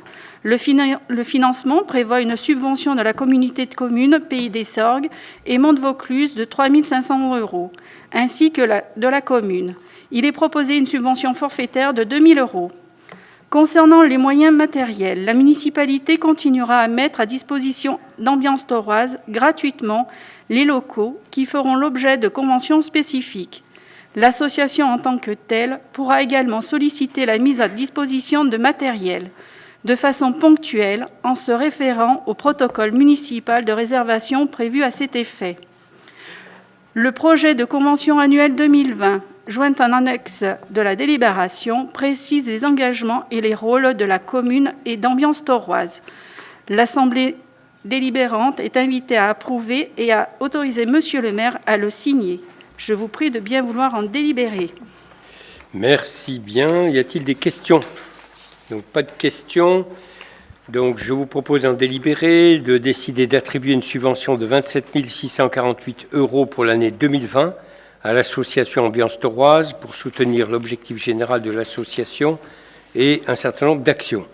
Décide d'attribuer une subvention forfaitaire de 2 000 € pour l'organisation du Festival de la Sorgue 2020 sur le Thor. Dit que ces crédits sont bien inscrits au budget et d'autoriser le maire à signer la présente convention. Y a-t-il des oppositions, des abstentions? 4 abstentions, donc adoptées à la majorité. La délibération suivante traite de l'adhésion de notre commune à l'association CLAJ, des relais internationaux de la jeunesse. Donc c'est Marie-Hélène Biel qui va nous prononcer sa dernière délibération. L'espace jeunesse municipal a pour projet annuel 2019-2020 de mettre à l'honneur le jeu. La structure fait découvrir aux jeunes et aux familles de nombreuses façons de jouer. Elle participe aussi à de nombreux événements locaux associés à ce thème. Lors des vacances d'hiver du 17 au 28 février 2020, l'équipe d'animation a décidé d'organiser un mini-séjour avec un groupe de 15 jeunes et de 3 animateurs. Ce groupe participe au Festival international du jeu qui se déroule sur la commune de Cannes. Ce déplacement a eu lieu du 20 au 21 février 2020. Lors de cet événement, les jeunes participants sont hébergés dans un relais international de la jeunesse à Nice.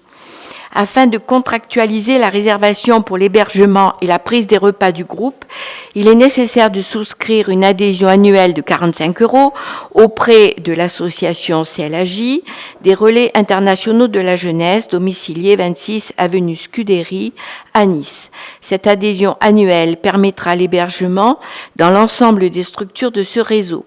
6 d'entre elles sont implantées dans le sud de la France et sont susceptibles d'accueillir des futurs séjours organisés par la Maison des Jeunes Citybio.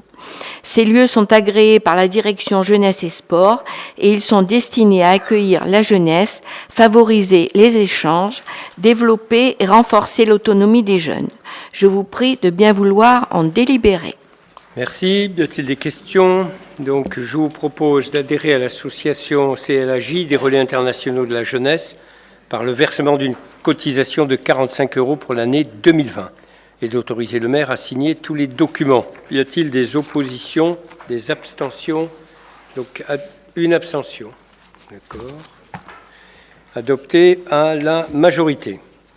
La dernière délibération, non, pardon, l'avant-dernière. Attribution de subventions de fonctionnement aux associations tauroises. Donc c'est Laurent Bresson qui nous la commente. Merci Laurent. Les associations tauroises qui développent ou portent un projet d'intérêt général en participant à la vie de la commune peuvent bénéficier d'une subvention annuelle de fonctionnement. Son attribution est conditionnée à la remise des éléments nécessaires à l'appréciation de l'activité de l'association, et notamment le compte de résultat de l'année écoulée, ainsi qu'un budget prévisionnel pour l'année en cours. Les crédits qui figurent à l'article 6574 et ses ramifications ne peuvent faire l'objet d'une dépense effective qu'à raison d'une décision individuelle d'attribution. De plus, pour certaines associations comprenant une école de sport, il est proposé au conseil municipal d'appliquer la règle particulière suivante. Le montant de la subvention est proportionnel au montant des charges de fonctionnement. Les associations concernées sont le Basketball Taurois, le BCT 13, Tennis Club Taurois, Union Bouliste Tauroise, Vélo Club Taurois, Union Sportive Tauroise. Je vous prie de bien vouloir en délibérer. Merci. Y a-t-il des questions sur ces subventions? Je vous en prie, Madame Agoguet. Oui, là, c'est le deuxième rapport que vous nous présentez, hein. Et j'ai toujours pas vu l'association LTTE. Et je vous rappelle que lors de l'Assemblée générale de l'association Le Thor Tous Ensemble, Célim nous avait dit que des discussions pourraient être entreprises avec la mairie pour évaluer les attributions de subventions, quitte à rééquilibrer celles qui sont actuellement données. Tout ça pour augmenter effectivement la subvention à LTTE, puisque je rappelle qu'elle est de 400 € et que c'est une remise sur le loyer uniquement. Quand le sonographe, par exemple, touche 7 000 € pour son fonctionnement. Donc, je voulais savoir s'il y avait eu des discussions entreprises entre vous ou avec LTTE et avec le sonographe à ce sujet.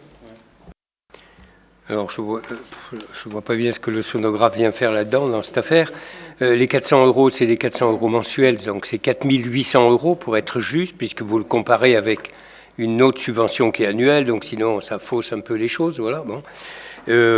Toute subvention n'est versée par la commune qu'à partir d'un dépôt de dossier par l'association qui le porte. Donc s'il n'y a pas eu de dossier déposé par l'association, on ne peut pas faire une délibération en versant une subvention. C'est aussi simple que cela, et ceci est valable pour absolument toutes les associations tauroises. Donc à ma connaissance, mais je ne me suis pas renseigné ce matin, à ma connaissance, le Thor Tous Ensemble pour tous, la semaine dernière en tout cas, n'avait pas déposé sa demande de subvention, mais ils ont encore quelques temps, on n'a pas le feu au lac, hein, voilà. Oui, vous pouvez répondre, oui. Non, mais ça veut dire que Célim n'est pas allé jusqu'au bout de la démarche qui était de voir comment LTTE pouvait bénéficier d'une subvention augmentée. C'est ça. Mais attendez, je ne comprends pas pourquoi vous mettez en cause Célim. Célim n'a pas à intervenir dans ce conseil municipal. Moi, personnellement, j'ai dit à la présidente de Le Thor Tous Ensemble que nous étions ouverts à recevoir un dossier de façon à bonifier sa subvention. C'est dit en français dans le texte. Donc, nous sommes dans l'attente de recevoir un dossier justifiant la demande de subvention. C'est tout. Et donc, on traite avec la présidente. Voilà. Donc, mais je rajoute quand même qu'il n'y a pas le feu au lac. Là, dans les subventions qu'on vient de valider, toutes les associations n'ont pas encore déposé leur dossier, parce que certaines n'ont pas conclu encore leur compte de l'année 2019, d'autres ont des changements de trésorier ou de président, donc voilà, donc il n'y a pas de souci particulier, hein. Non, c'est juste que Célim fait partie de l'organisation de LTTE et c'est lui qui parlait au nom de la présidente lors de l'AG qui s'est déroulée cette année. C'est pour ça que je parle de Célim, ça aurait pu être n'importe qui d'autre, hein. C'est pas lui qui est incriminé, enfin il n'y avait pas de problème par rapport à ça. Mais je voulais savoir s'il y avait quelque chose qui avait été donc déposé par LTTE ou des discussions engagées à ce sujet, c'est tout. D'accord, donc je vous ai répondu que le dossier n'avait pas été encore déposé. Donc voilà, s'il y a d'autres questions, non? Donc on peut délibérer, décider d'attribuer aux associations tauroises une subvention de fonctionnement pour l'année 2020, selon la répartition qui vous a été donnée sous les yeux. Y a-t-il des oppositions, des abstentions? Donc adopté à l'unanimité. La dernière délibération traite également d'attribution de subventions d'action et c'est Eliane qui nous la présente. Merci. C'est Laurent. Bon, peu importe, oui. C'est la commune, quoi, voilà. Donc, mais vas-y alors, vas-y. Oui, parce qu'il y a un rapport. Il y a celle-ci, le deuxième rapport. Il y en a une autre? Ouais, 23. Il y en a 3 3 et la 24. La 23. 23, et moi je suis...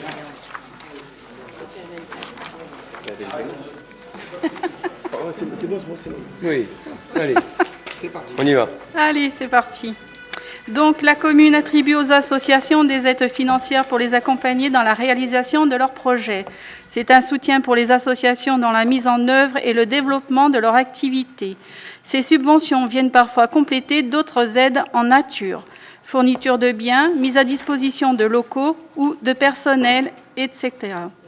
La commune a défini pour 2020 deux types de subventions, une subvention dite de fonctionnement et une subvention d'action. Dans cette optique, les principaux généraux ont été établis sur la base desquels est étudié chaque projet d'action. Cela concerne donc la Diane Tauroise, l'association affiliée à la Fédération départementale de chasse du Vaucluse sollicite de l'aide de la commune pour procéder aux campagnes de repeuplement de diverses espèces. Celle-ci se déroule entre le mois de juillet et de février. Par ailleurs, elle organise chaque année une journée avec les anciens comprenant un repas et une partie de chasse. Elle se déroule traditionnellement en novembre. Les lignes budgétaires retenues concernant l'achat des animaux, la subvention proposée est un forfait de 1 878 €. Association Bouquinotor, la bibliothèque du Thor veille à renouveler au renouvellement des collections mises à disposition du public, propose des activités au sein de la crèche et du relais d'assistance maternelle. De plus, le 21 mars 2020, une matinée d'animation sera proposée avec l'accueil d'auteurs qui rencontreront le public et dédicaceront leurs livres. Il est important de soutenir ces actions dont les frais sont importants. Il est proposé une subvention de 2 000 € pour l'achat de livres ainsi qu'une subvention de 150 € pour l'achat de matériel pour les animations. Enfin, l'association doit renouveler du matériel de bureau. Il est proposé une subvention de 50 €. Pour le site de Touzon, cette association s'engage depuis 1987 à protéger, maintenir, restaurer, mettre en valeur et animer le prieuré du Touzon et son site. La colline est fréquentée par de très nombreux taurois et visiteurs. C'est pourquoi l'association a mis en place diverses activités et animations pour mieux faire connaître le site, tant sur le plan historique que pour sa qualité environnementale. L'association ouvre aussi régulièrement, chaque mois, le monastère ainsi qu'il puisse être visité. Pour 2020, un chantier des jeunes bénévoles venus de Rempart et du CADA de Cavaillon permettra, sous la surveillance d'un archéologue, de travailler sur la partie haute du grand mur ouest, blocage de l'arrachement du mur au mortier de chaux et remplacement de pierres sur les parties hautes. Sur le mur séparant la salle ouest de la cour, cela évitera que les visiteurs montent sur le mur et le dégradent davantage, mais aussi d'avoir une meilleure lisibilité de cet espace presque totalement ruiné aujourd'hui, et de participer à une formation de sculpteurs sur pierre. Le budget prévisionnel est de 16 029 €. Compte tenu du plafond des aides de la commune, le montant de la subvention proposée est de 2 160 €. Les fourmis et les cigales. L'association organise tout au long de l'année les animations avec les résidents de la maison de retraite, afin de fêter les anniversaires et de passer un moment musical convivial. Le montant proposé pour la subvention est de 560 €. Pour les résidents qui peuvent sortir, l'animatrice met régulièrement en place des activités extérieures telles que le cinéma, visite de musées, cirque, théâtre et échange de médiation avec les animaux. L'EHPAD aide matériellement l'association avec le prêt de minibus et les repas. Il est proposé une subvention de 545 € pour le financement des prestations. L'Association des jardins familiaux, Taurois. Elle permet aux habitants qui peuvent gérer une parcelle de cultiver et récolter des produits potagers bio dans le cadre familial, tout en développant une vie associative vivante et dynamique dans laquelle les jardiniers sont invités à s'impliquer. L'association continue d'aménager et d'entretenir les espaces collectifs, de délimiter des parcelles, et de protéger l'affichage d'informations par les adhérents. Le montant proposé de la subvention est de 220 €. L'association Salamou Aleikoum Provence. Le but de cette association humanitaire est d'aider au Sénégal la population de Mbour, au sud de Dakar, à réaliser des projets de développement. Pour 2020, Salamou Aleikoum a organisé une soirée spectacle de magie pour faire connaître son action auprès du grand public, et particulièrement l'aide qu'elle apporte aux cantines des écoles maternelles de Santiane et de Nboulem, deux quartiers en grande précarité. Elle sollicite de l'aide de la mairie pour les frais liés aux artistes, à la SACEM et à la publicité. Il est proposé une subvention de 146 €. Je vous propose de bien vouloir en délibérer. Merci. Y a-t-il des questions? Donc, je vous propose d'en délibérer, d'attribuer une subvention de 1878 € à l'association Diane Tauroise, de 2000 € à Bouquinotor, ainsi que 150 € pour l'achat de matériel et 50 € pour matériel de bureau. Une subvention de 2160 € à l'association pour le site de Touzon, subvention de 560 € à l'association des fourmis et des cigales, de 220 € aux jardins familiaux taurois et de 146 € à l'association Salamou Aleikoum. Y a-t-il des oppositions, des abstentions? Donc nous arrivons à l'issue de ce conseil. Reste la troisième. Je ne l'ai pas. Je ne l'ai pas. Le sport, celui du chasse là. Bien, Laurent Bresson a la parole. Je n'ai pas le document. Bon. Ça va. Merci, monsieur le maire. On n'est pas perturbé. Nous restons dans le cadre de subventions d'action concernant les projets d'associations sportives ayant déposé à ce jour leur demande. La Foulée du Chasselas. Comme chaque année, depuis maintenant 25 ans, l'association La Foulée du Chasselas organise une épreuve phare qui attire plus de 1200 participants de plusieurs régions de France. Cette course est devenue un des grands rendez-vous de course pédestre qui reflète la bonne santé du sport taurois. Il est proposé une aide de 1500 €. Smile Bien-être et Danse, l'association qui ne compte pas moins de 220 adhérents, connaît un développement progressif de ses activités. Elle contribue à valoriser la santé par la pratique sportive. Dans un souci de prévention, elle a fait le choix de se doter d'un défibrillateur afin de faire face à tous les risques éventuels dont pourrait être victime un de ses adhérents. Il est proposé une aide de 250 €. Basket Club Taurois.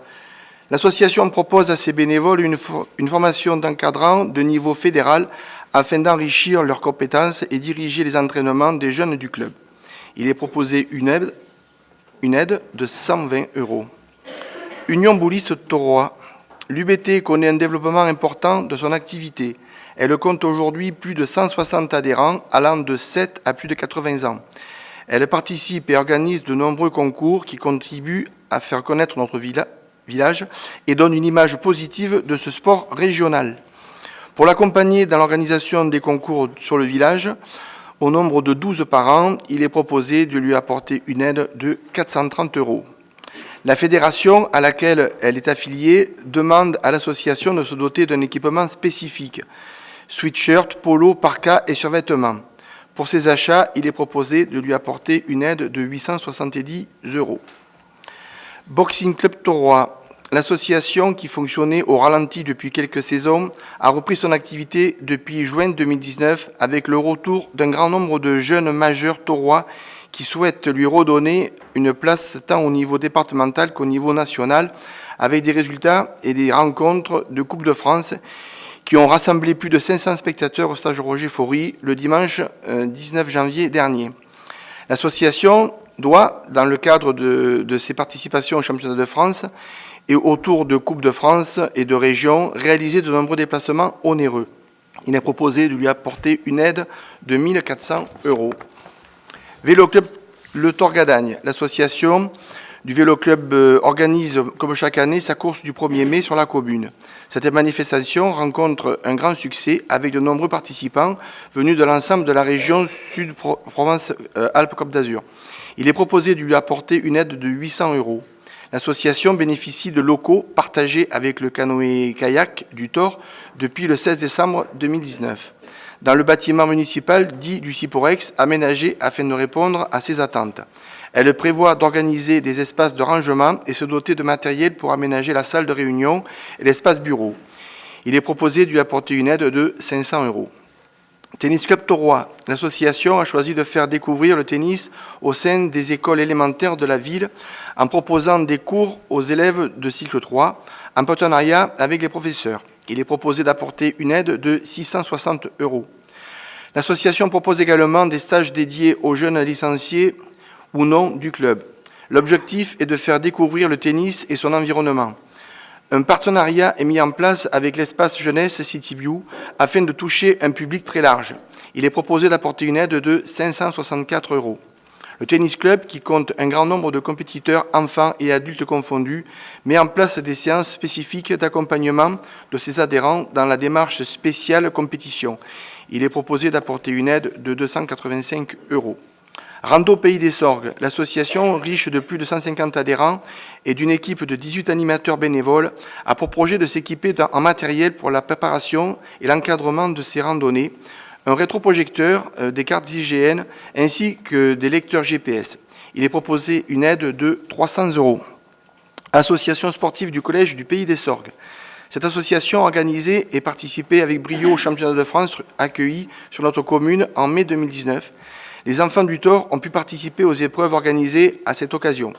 Afin de faire face aux nombreux déplacements qui sont amenés à faire un peu partout sur le territoire national, l'association sollicite une aide pour participer au championnat de France de run et bike ainsi qu'au championnat de France de cross en 2020. Il est proposé de lui apporter une aide de 250 €.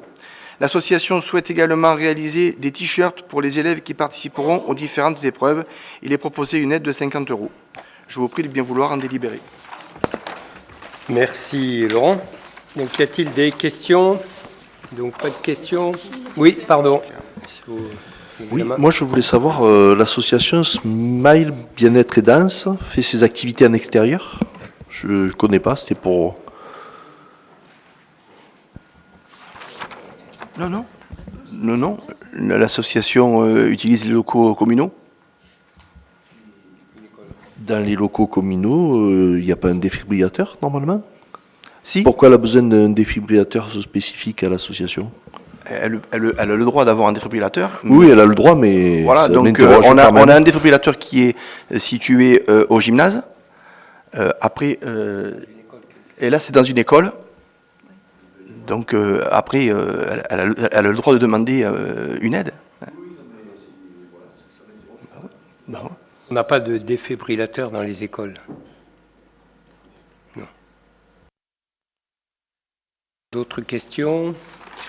Donc, je vous propose d'en délibérer, d'attribuer une subvention de 1 500 € à la foulée du Chasselas, de 250 à l'association Smile Bien-être, 120 € à l'association Basket Club Taurois, l'Union Bouliste 430 € et 870 pour l'achat de matériel, 690 au Boxing Club Taurois, le Vélo Club de Galagne 800 € pour l'organisation d'une course et 500 € pour l'achat de matériel, 660 € pour l'association du Tennis Club et de 564 € ainsi que 285 pour la réalisation de stages et l'accompagnement à la compétition.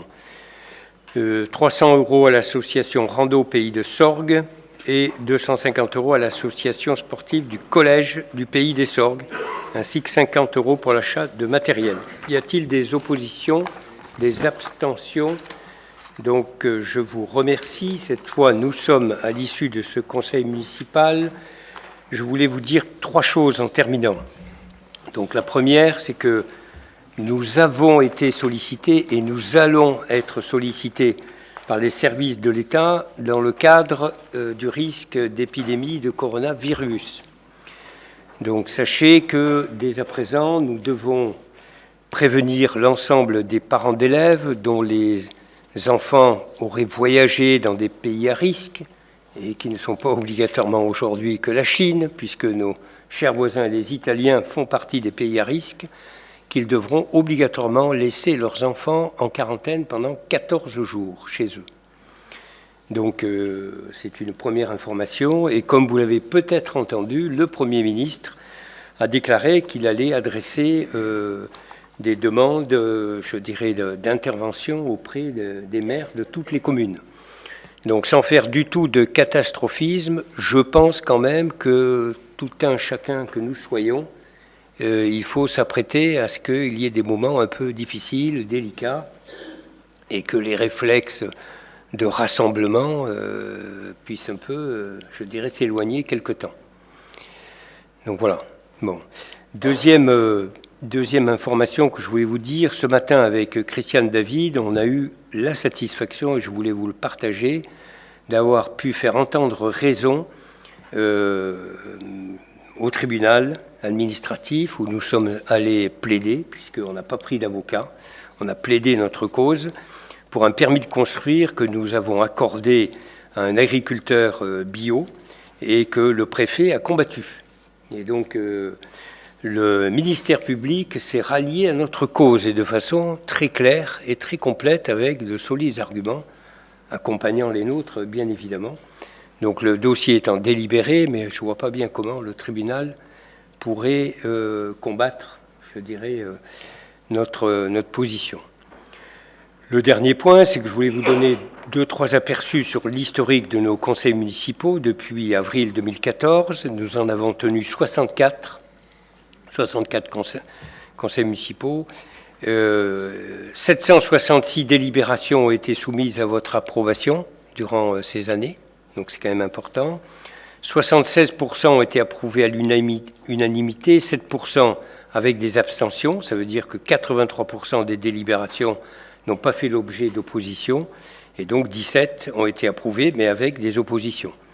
Les plus importantes des délibérations, au-delà de celles qui traitaient des budgets et des comptes administratifs, ont été celles traitant du PLU, grosse délibération bien sûr, des transferts à la communauté de communes des services assainissement et petite enfance, et le lancement des travaux, cœur de ville, école des jardins et crèches, qui sont les travaux les plus importants. Toutes les délibérations, bien sûr, ont leur importance, c'est évident, mais certaines, on peut le dire, sont plus impactantes. Donc pour certains, autour de la table, c'est parce que ce n'est pas le futur, leur dernier conseil municipal, soit parce qu'ils ne se représentent pas, soit parce qu'ils ne seront pas élus s'ils se représentent. Voilà. Et les autres, peut-être qu'on les retrouvera ici autour de cette table. Je voulais faire un remerciement appuyé aux élus qui ont pris des responsabilités et qui les ont assumées avec volonté, avec énergie et avec sens de l'esprit public. La commune vous est reconnaissante. À tous, au nom des Taurois, je voulais vous transmettre mes remerciements pour avoir accepté durant une mandature de les représenter, d'avoir accepté de consacrer du temps à la chose collective. Enfin, ce n'est pas parce qu'on ne défend pas les mêmes idées que nous ne devrions pas nous respecter. Et c'est en ce sens que je vous adresse mes plus sincères remerciements. Et n'oublions pas une chose, quoi qu'il advienne après le 22 mars 2020, nous aurons à vivre ensemble notre commune. Je vous remercie.